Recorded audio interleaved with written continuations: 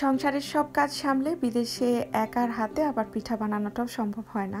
তবে আজ কঠিন একটা পিঠাকে শর্টকাটে বানিয়েছি, আবার কিছু পিঠা মেহমানের জন্য সংরক্ষণও করেছি ডিপ ফ্রিজে।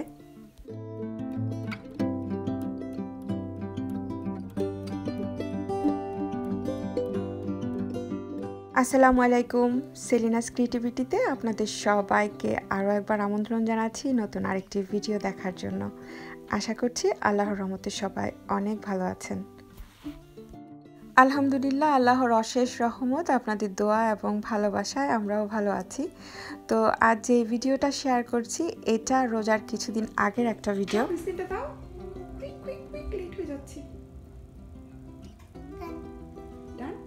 এবার আসো,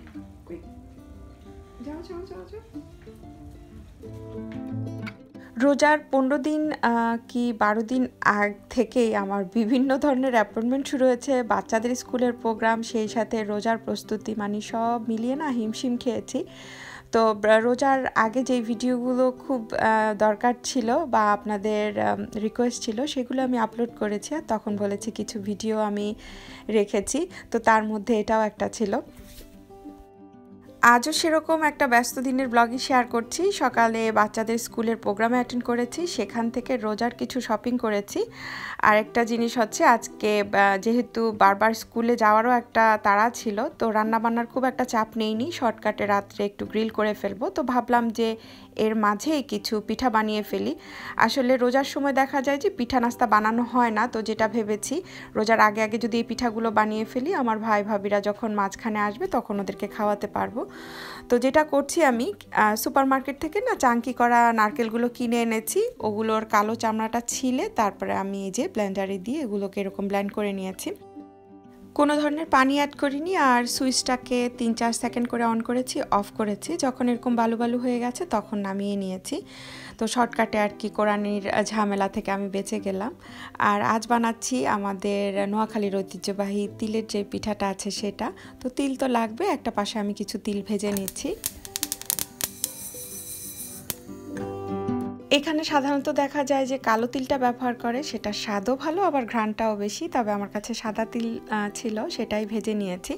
তিলটাকে একটু ব্রাউন করে ভেজেছি যাতে করে ফ্লেভারটা ভালো আসে।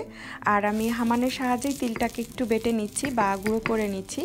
এই তিলটাকে না একেবারে পাউডার করে ফেলবো না, এই যে কিছু আধা ভাঙা আছে এভাবেই আমি রাখবো, তাহলে খেতে বেশি ভালো লাগে। আপনারা চাইলে পাটার মধ্যেও এগুলোকে আধা ভাঙা করে বেটে নিতে পারেন। আর এখানে আমি তিলটা কতটুকু পরিমাণে দিচ্ছি সেটা যখন নারকেলের সাথে মিলাবো সেটাও আমি দেখিয়ে দিব।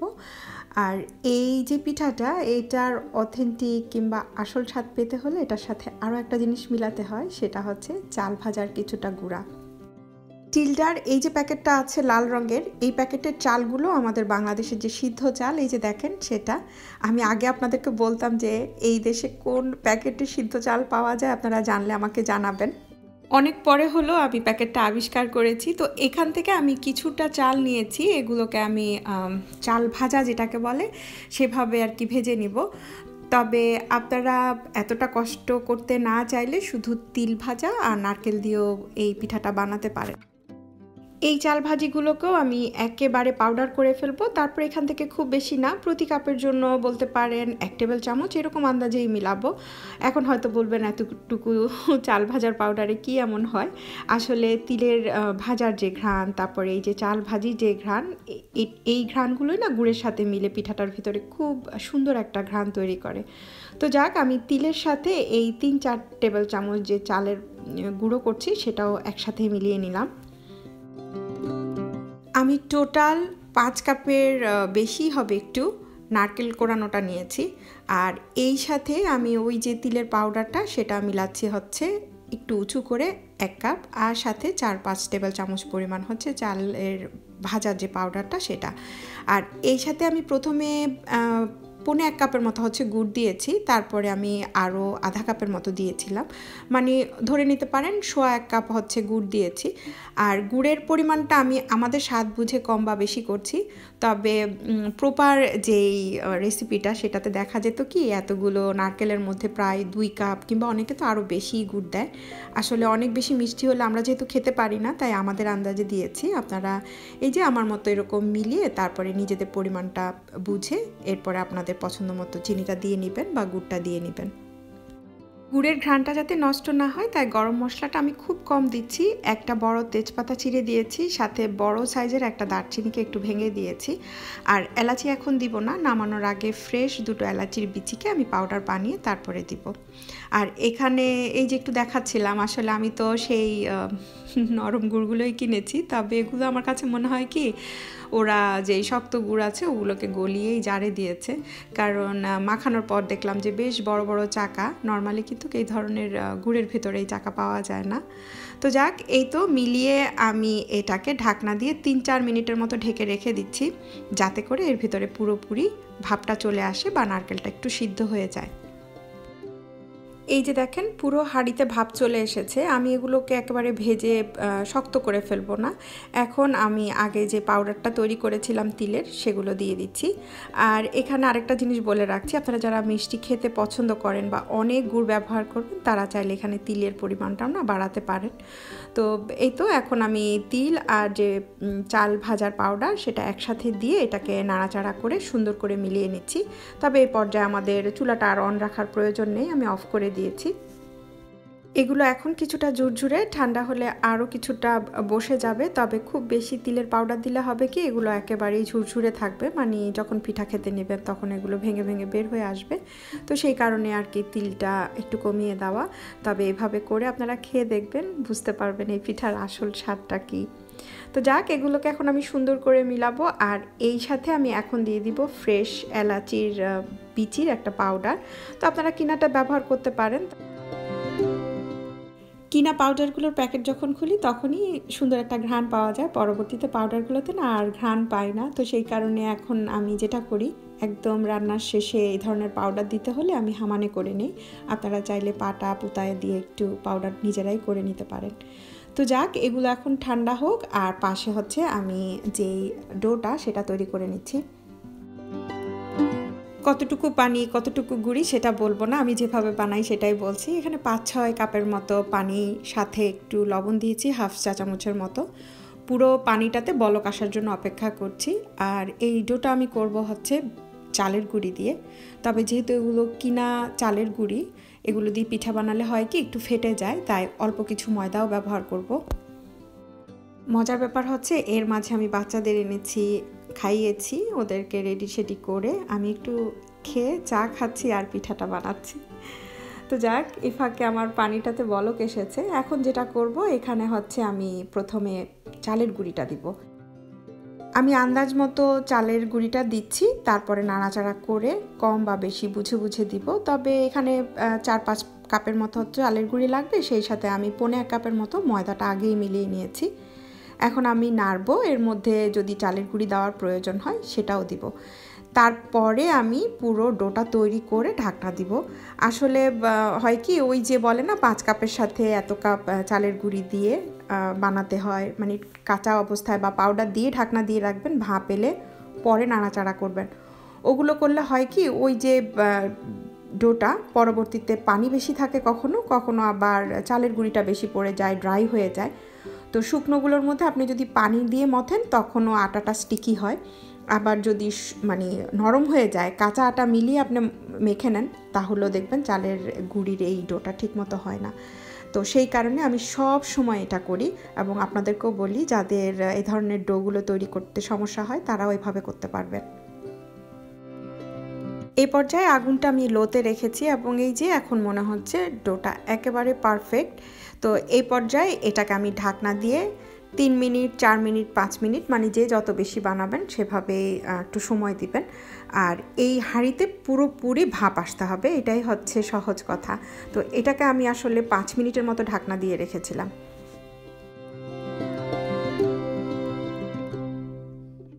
5 মিনিট পরে দেখেন পুরো হাঁড়িতে ভাপ এসেছে। আর এই যে এখন আমি হাত দিয়ে অল্প একটু হচ্ছে মথে দেখছিলাম যে কেমন হয়েছে।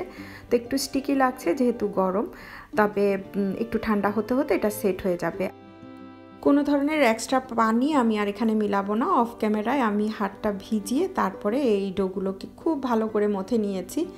আর এটা একটা সত্যি কথা কষ্টের কাজ। যত ভালো করে আপনারা এই ডোটাকে মথতে পারবেন পিঠাগুলো ততই সুন্দর হবে।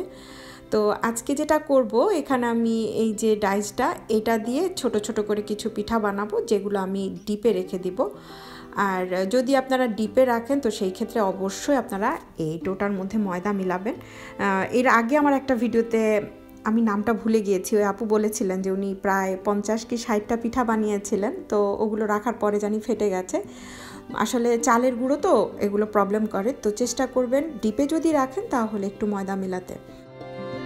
স্টোর করার পিঠাগুলো পরে বানাবো। এখানে আমি যেটা করছি, বড় করে একটু মোটা সাইজের রুটি বানিয়েছি।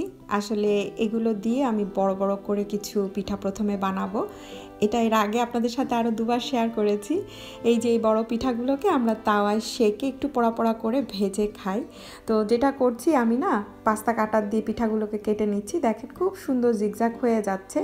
আর পাস্তা কাটার না থাকলে আপনারা পিৎজা কাটারটা দিয়েও কাটতে পারেন, মানে খুব সহজে এই পিঠাগুলো কেটে নিতে পারবেন। নোয়াখালীর সব অঞ্চলে এই পোড়া পিঠাটা খায় না আমি জানি, যেমন আমার শ্বশুরবাড়ির দিকের যে অঞ্চল, ওখানে দেখলাম যে এই পিঠাটার খুব প্রচলন বা ওনারা খুব পছন্দ করেন। তো সেই দিক থেকে আমার হাজব্যান্ডও খুব পছন্দ করে। আর বাচ্চারা যেহেতু খেয়েছে দু একবার, এখন তো ওরাও খুব মজা করে খায়। তাই যখনই সুযোগ হয় তখন এভাবে আগে একটু ছেঁকে বানিয়ে তারপর ওদেরকে খাওয়াই। এরপরে আমি কিছু বানিয়ে ডিপ ফ্রিজও রেখে দিই।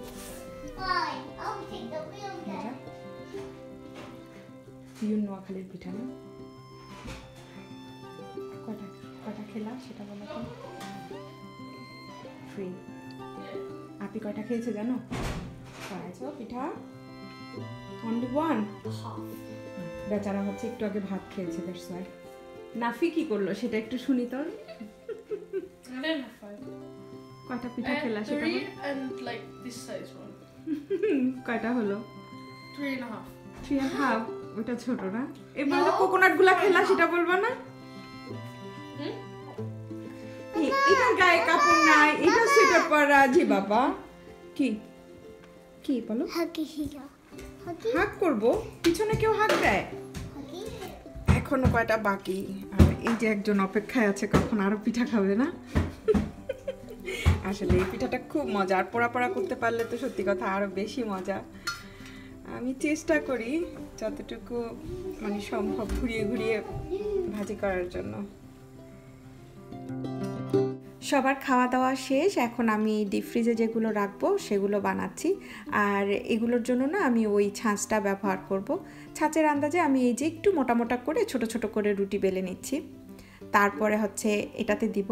এই ছাঁচগুলো আমি 2010 সালে কিনেছিলাম হোয়াইট চ্যাপেলের একটা দোকান থেকে।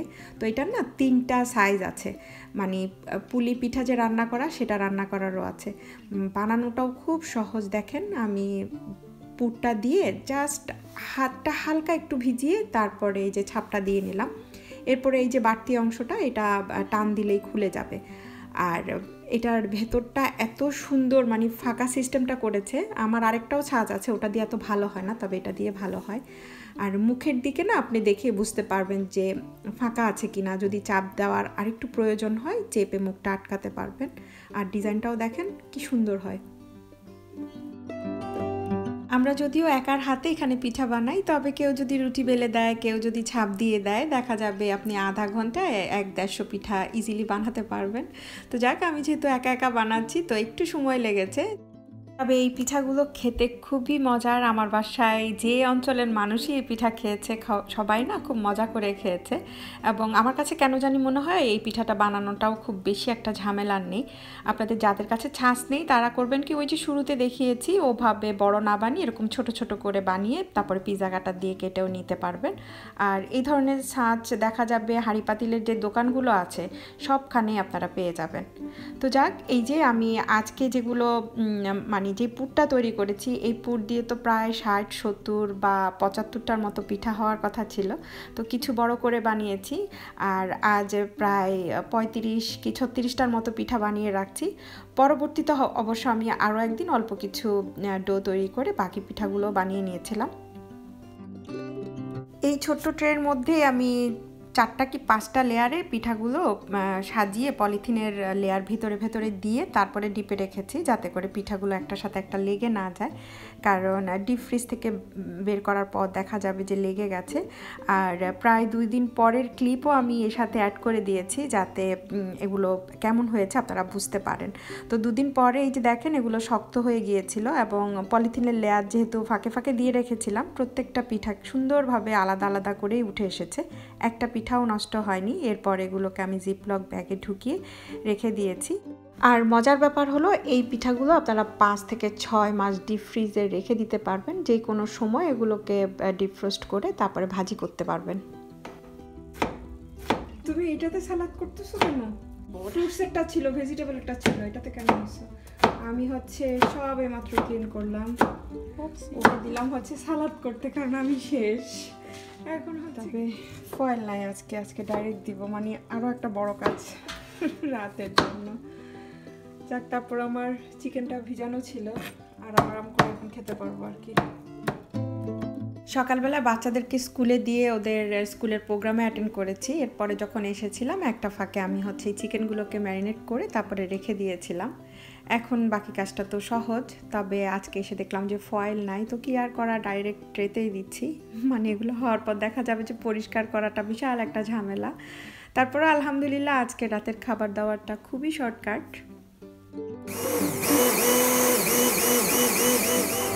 কাজ থেকে আজ আমার হাজব্যান্ড অনেক দেরিতে ফিরেছে, তারপরও দেখা গিয়েছে আসার পর কিচেনটা আমাদের সাথে ক্লিন করে দিয়েছে। আর আজকে খাবার দাবারের পরে এই যে বাড়তি যে জিনিসগুলো হয়েছে সবই সে ক্লিন করেছে। তো মজার ব্যাপার হচ্ছে, অনেকে বলেন না যে আপু এত কাজ কিভাবে করো, বা এত কাজ করতে কষ্ট হয় না। কষ্ট হয় সত্য কথা, তবে কখনো না বিরক্ত আনি না। আলহামদুলিল্লাহ এই যেগুলো করার সুযোগ পাচ্ছি, আর আমি সবসময় চেষ্টা করি কি এই কাজগুলো করার সময় এনজয় করি সব সময়। তো সেই সময় ওইটাই ভাবি যে আলহামদুলিল্লাহ আল্লাহ সুন্দর একটা পরিবার দিয়েছে, আর এই পরিবারের জন্য করার তৌফিকও দিয়েছেন, সেই জন্যই হয়তো করতে পারছি। আমি আরেকটা জিনিস খুব মেনটেন করি, সেটা হচ্ছে পরিবারের সুখ দুঃখ খুঁটিনাটি এগুলো কিন্তু লেগেই থাকবে, আর এগুলো আছে বলে আমরা সুখের উপস্থিতিটাকে বুঝতে পারি। তো সেই সময়গুলোতেও না চেষ্টা করি সবাইকে খুশি করার জন্য। তো যাক, আজকে আমার কিন্তু সেরকমই একটা দিন গিয়েছে, যদিও ভিডিওটা খুব সহজে আপনাদের সাথে শেয়ার করেছি। আলহামদুলিল্লাহ তো সবাই খাওয়া দাওয়ার পরে আমি একটু টিভি দেখছি, আর বাচ্চারা এখানে এনজয় করছে। তবে ভিডিওটা আপনাদের সাথে এখানেই শেষ করছি, খুব শীঘ্রই ফিরবো। আল্লাহ হাফেজ, আসসালামু আলাইকুম।